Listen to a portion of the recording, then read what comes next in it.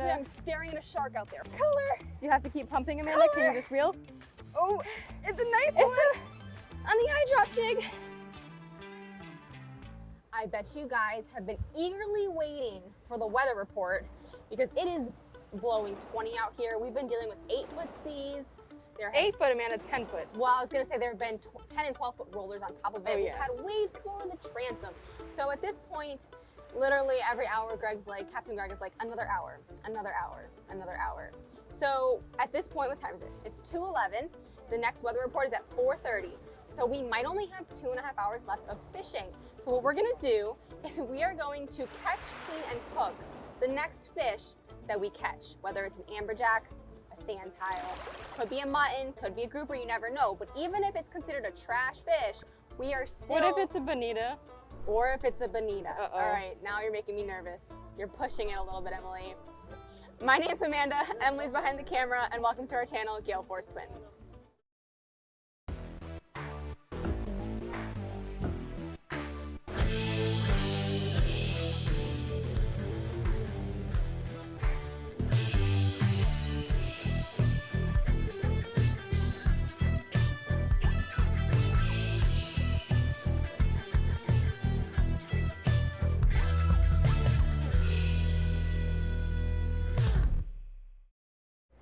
This video is brought to you by Penn Fishing.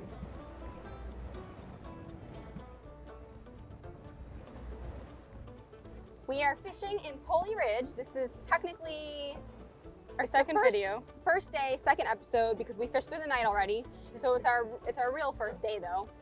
Our neighbor right here just caught a sand tile, so we're gonna see what Hopefully bites. we don't catch a sand tile. Hopefully we don't, but if you guys do, watched the last episode, we caught a handful. it's going to be a challenge to catch, clean, and cook a sand tile, but So we've done it before. Yes. Let's talk about the rig. I'm going to. So it's a sliding sinker rig. So we have a sliding sinker rig. So I have basically a wind down leader or a top shot of 50-pound mono. Okay. I have a swivel with my sinker attached to it, a bead, and a second swivel. Okay, So hold on. earlier the line was like this. Can you see that? How the line is like Yeah, that? yeah. So you want to make sure that your line is at the top of your sinker. Of your sinker, nice and So streamlined. that's nice and streamlined, so you don't spin your baits. So and then it's a sliding sinker rig because the sinker slides. slides. Wait, your arm is covering it. Try to go. There we go. Slides. There we go. Okay. Okay. Okay. Sorry, guys. And then It's the a little rough second, to film with second this swivel goes to my leader, which is also 50-pound. But it's fluoro. fluoro.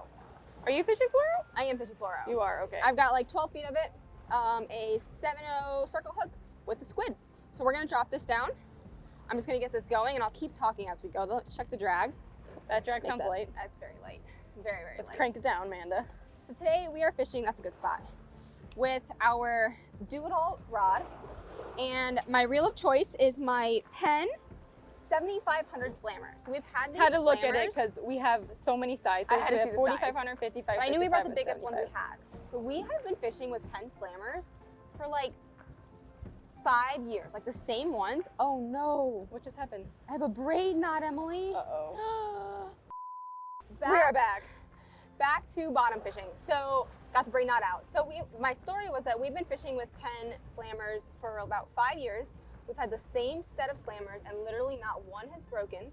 Not one has had an issue. We've never had anything happen to the spool. We've never got them serviced, which I know that's probably like a sin. But what I'm saying is that they're incredibly durable. And so I wanted to bottom fish with my spinning reel today, change it up. So I'm dropping it down.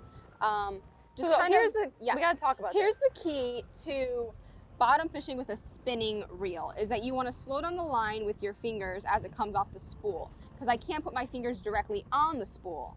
So I'm just keeping my fingers on the line to slow it down, and I think I'm about to, that's bottom.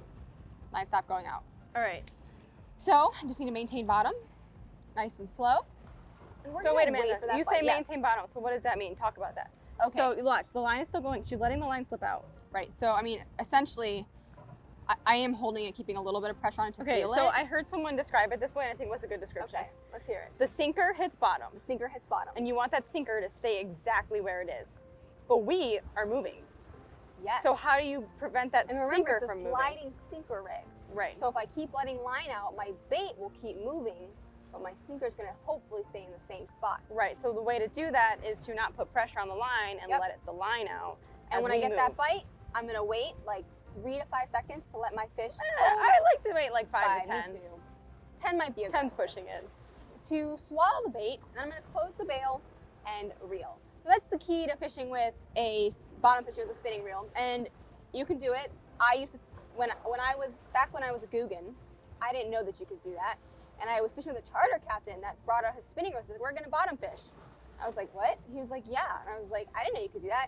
So it was kind of cool to see, you know, professionals in the industry. At the time, I was a Guggen doing that, and now I like doing it too. It's nice if you like to reel with your left hand or if you like to switch it up, but basically there's no rule book in fishing, and just do what works for you. And everyone thinks their way is the right way and the only way, so don't get overwhelmed by that. That's true. All right, guys, I am on. We want to go underneath the boat. Oh, I caught him on. There we go. This is actually only my second drop. Gotta get him up though. Woo. We're going straight under the boat. Just gotta get him up. There we go. Lift. Oh boy. This is a good one for sure. We got a fighter. It's definitely not a sand tile.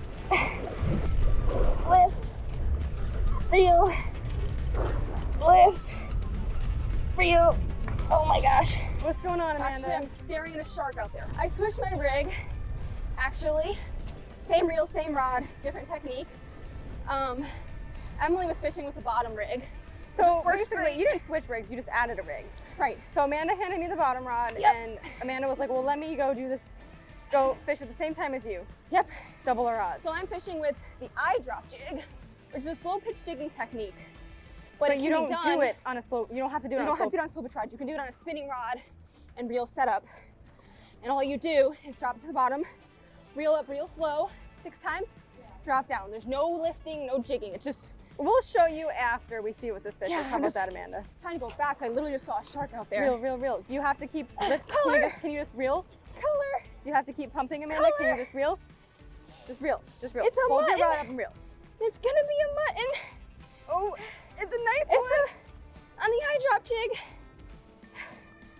Is it? Oh my gosh. It's What? not. It's a big It's a grouper. grouper.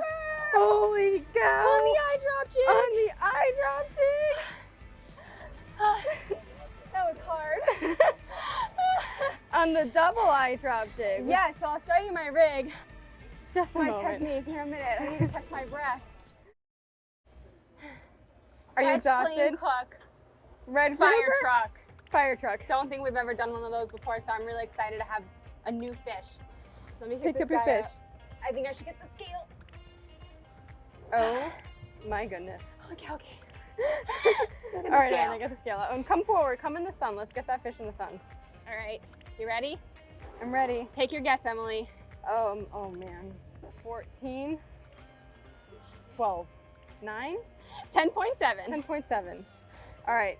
So I got my biggest red grouper of the trip. Probably, I mean, it's. Does it feel like a 10-pound dumbbell? You know, just some bicep curls? Does it feel like that? feels Yeah. Feels like a 10-pound dumbbell. All right, guys. So you can see the belly Yes. is totally inflated with air, and that's because they have air in their bodies and their system. It is all the way at the bottom. Technically, it's the swim bladder, if we want to be really specific. Yes. And as you reel them up, that air expands, and you reel them up so fast, and I reel the guy up so fast, that when you reel them up, the air is going to expand and it's going to inflate their belly. And make their eyes bulge. Make their eyes bulge out. And if they have like thick scales, like on muttons, their scales will get bulgy. Yes, exactly. And you guys might have noticed on the last group we caught in the previous episode, I mentioned that a lot of times when they get bigger, they'll have parasites. So when we fillet this guy, I'm going to look for those and see if we can see them. But we're and find eating it them. anyways? Yeah, we're going to eat it anyways. Well, Okay. We'll either cut them out or we'll figure it out. Don't Yeah, worry. so let's check out So- this beautiful fish, Amanda. Amazing red grouper.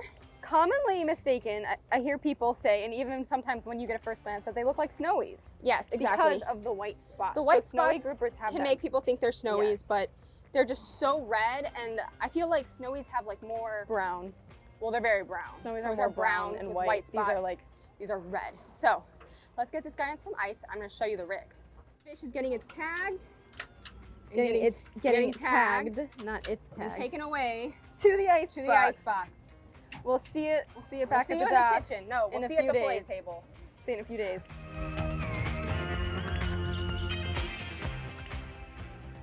Okay, the rig. So what happened was I decided to pass off my bait, my squid rod, to Emily.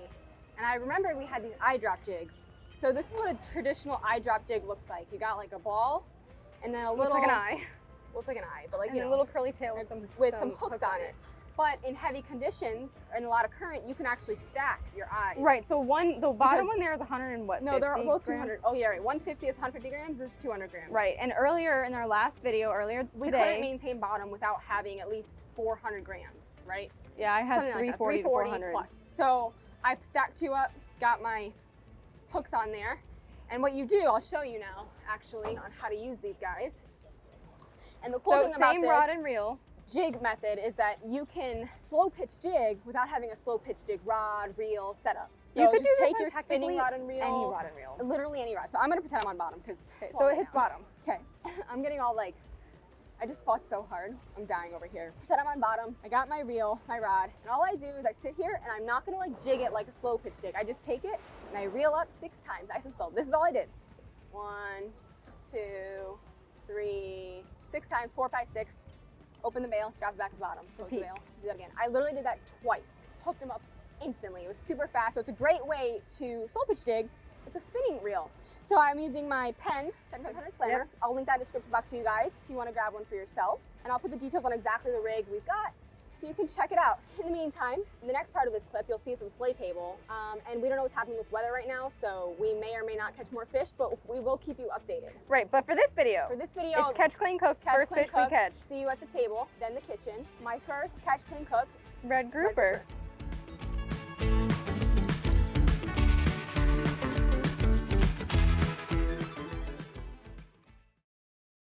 And here we have our Red grouper. mystery red grouper.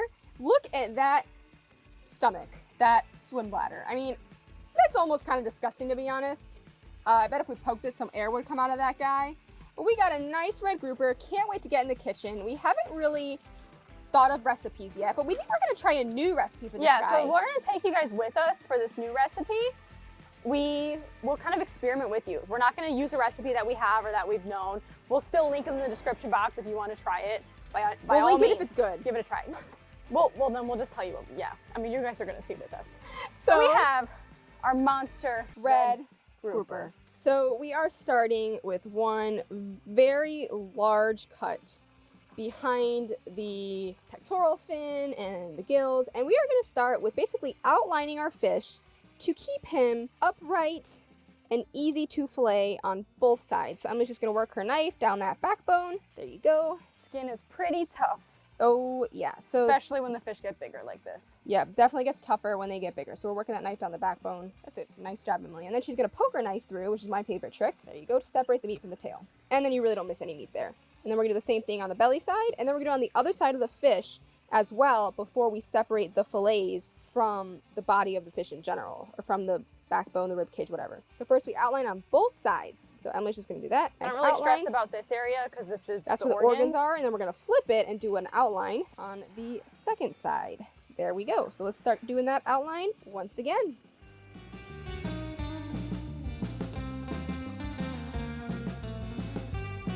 Okay, nice. So now we are separating that meat off the backbone. Moment of truth if this fish has parasites. Yeah, so what are your guesses, Emily? I'm gonna say absolutely. Yes, 100% agree. I don't think I've ever seen a red grouper without parasites. No, so we are going to open this guy up. There's his little eyeballs bulging out and see if he has parasites. But I'm already gonna say yes, he does. 100% he does. So we like to cut out our parasites before we cook them, but well, whatever, you know what I mean.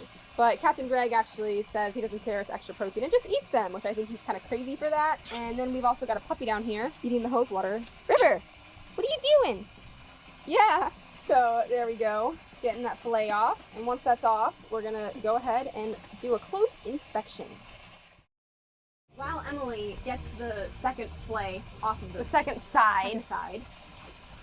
We're tired, guys. Tell me, Emily, you said you had a twin truth. Yeah, I have a twin truth for you guys. Okay, So this is I what we're know gonna what do, it is. Amanda. We're gonna go back and forth. First, I'm gonna say my least favorite thing about being a twin, and then you will say it, and then we'll say our favorite part about being a twin. My least So- favorite thing about being a twin. I know mine. I don't know mine off the top of my head. I know a couple though, but you go first. All right, so my least favorite part about being I a already twin. see a parasite, by the way. Yeah, me too. And my socks are getting soaking wet because River is pushing the hose around into my boots. Okay, my least favorite part about being a twin is the constant comparison. Now, I have a lot thicker skin now as an adult. However, growing up, a little note to anybody out there that has friends that are twins or meet twins, it's not necessary to always ask questions like, who's smarter, who's faster, because we did track and field. I would agree with that. Who's a better pole vaulter? Who's better pole vaulter? Who's better at this? Who's better at Who that? has better grades? Who's better grades? Okay. Because at least for us, not all twins are the same, but we were very neck and neck with everything we did in life. Right. And we were also very competitive and very proud of our grades and, yeah, I agree with that. and how hard we worked in track and field. So if one of us got a worse grade, it already stings a little bit. So actually, I'm not even gonna jump in there and say my least favorite part because I was totally agree with you. That's 100% mine as well. And specifically when it's clear questions. Who's better? Or the worst one is, which one's the nice twin? Which one's the evil twin? Guys, we're humans. Guys. We're humans. Like, I'm not gonna, neither of us are gonna be like, I'm the evil twin. Nobody wants to say No. that. I mean, maybe some people, but we don't have that kind of sense of humor. Yes. Okay, let's do the best. Before we move on to our second half of our twin truth, here is the grouper fillet. So, to stop him from floating, we break the backbone. Oh boy. There you go. We poke the eyes out. And Definitely need to pop that swim bladder. There you go. I think you already did it. Yep. And we watch him sink. We're gonna watch him sink. 1, 2. You see? Oh, Oh he yeah, sunk you fast. sunk real fast, and all those bubbles came out. So that's how we make sure that they sink to the bottom. So we already see our first parasite. See that black dot right there? That is gonna be a parasite.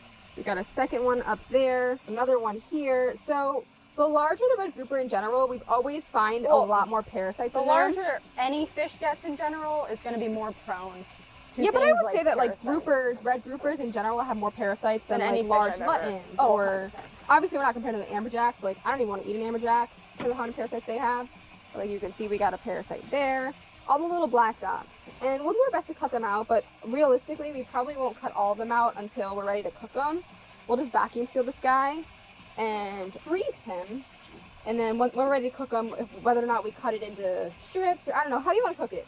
I'm not Tenders, sure. fillets? I'm not sure, man. I feel like groupers, because they have parasites, if you really want to cut them out, it's a good you fish. think groupers like all groupers? Okay, Amanda. red groupers. Red It's a groupers. good fish to, you know, make some kind of like fish tenders or nuggets out of, so that you can get those parasites out, as opposed to just cooking the whole fillet at once. If you hold the fillet up in the light, I can see another parasite there.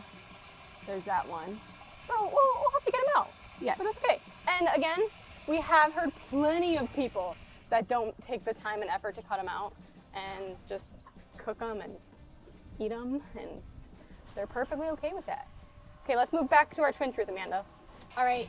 What is the best part? I feel like it's my turn to go first. Yeah, you should go first, but we're probably gonna have the same best part. Okay. Well, We'll see. My favorite best part Your favorite best part. about being a twin or having a twin. Thankfully for us, we get along, clearly, because we're in business together, we film YouTube videos together. If we didn't like each other, we wouldn't be doing this. So my favorite part is that I have my best friend, I have a roommate, I have a business partner, a fishing buddy, a dog mom, we have joint custody of our dog, person, all in one. That's my favorite part. I 100% agree. So you have a Was that yours? built-in, yeah, I'll say built-in best friend. A built-in buddy. You're never alone. And what's kind of funny is growing up and we would hang out together alone, we used to feel, We used to think that, I remember when we were kids, like, yeah, if in we were school, at lunch and it was just the two of us sitting at a table, we felt like we we looked were like like, loners. oh, we look like loners, we're eating lunch alone, just the two of us. Like, But- we don't have friends. Which we did have friends. We but- had friends. But in reality, there was two people sitting together. So to the rest of the world, we probably just looked like two people But we sitting thought if together. it was the two of us together, we thought we were alone.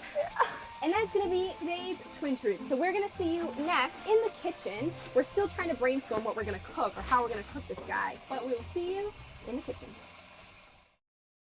Welcome to the kitchen. So we have decided, we have already cut our fish and we're making red sticks. grouper fish sticks. Yes. Now, the reasoning for fish sticks is it was easy to cut out the parasites in the process and not waste too much meat. So here we have our pre-cut grouper fish stick fillets.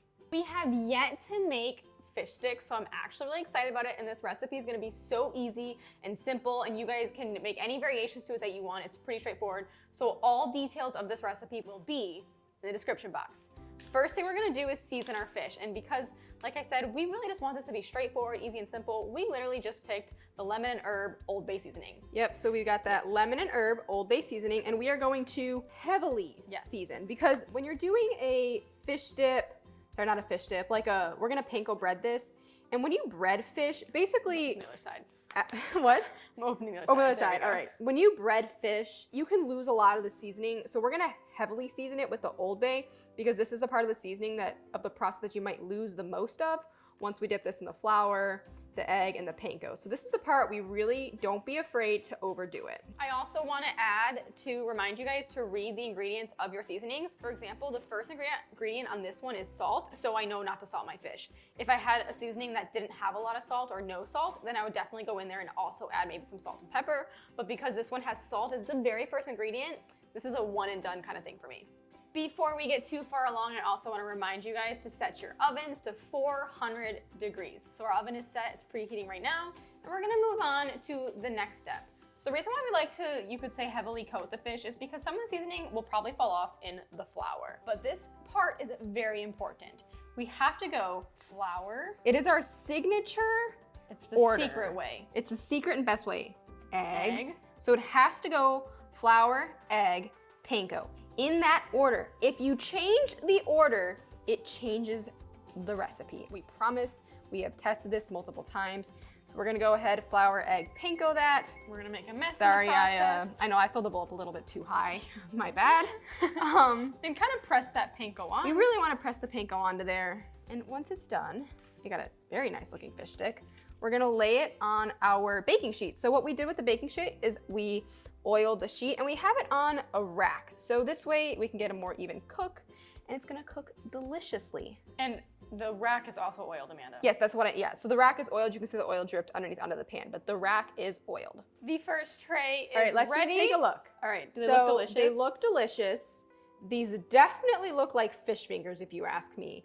Definitely look like they're fresh and from the ocean. They're not the perfect, rectangle shape you buy from the freezer section of the grocery store. No. They're not perfect, which makes them— They're real. They're real fish fillets. So something else I want to add is that if you don't have like a cooling rack to place them on top of, you're definitely going to want to make sure you flip your fish sticks halfway through cooking. Yes, so let's go ahead. We're gonna throw them in the oven. There we go, and we will see you guys soon. Here we have our fish sticks and some homemade tartar sauce. We have made this tartar sauce with you guys before in previous episodes, so any recipes that you want, we'll link in the description box, guys. So don't worry about it. Just go in the description box, find your recipes. They'll be good to go. I think it's time to give it a taste. We need to taste it. Here we go. You ready to break it open? Oh yeah. Oh yeah. Oh yeah, that looks delicious. Awesome. Nice Dip it in little the tartar dunk. sauce. Here we go. Ready? Cheers. Cheers.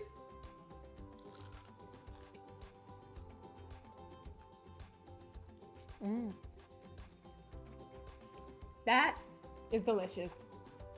I think the Old Bay, the lemon Old Bay was really refreshing. really good. Something else you could do is sprinkle some lemon onto this before Squeeze dipping some the tartar fresh sauce. lemon. I can't believe I didn't think of that. We should have done that. Guys, we hope you enjoyed our Catch, Clean, Cook mystery fish. We hope you like the recipe. If you guys go ahead and try it out, let us know. Leave it in the comments. We hope you get out there, have fun, and stay safe.